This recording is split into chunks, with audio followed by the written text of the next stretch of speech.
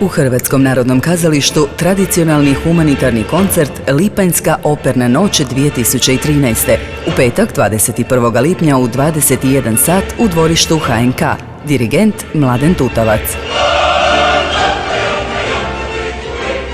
Budite dio humanitarne akcije Glazbom pokrenimo lijepo duhog u sebi. Ulaznica u pretprodaji na blagajni HNK u Osijeku, telefon 220 749. Sav prihod od ulaznica ide teško oboljeloj Ana Mariji Relotić. Dobrodošli!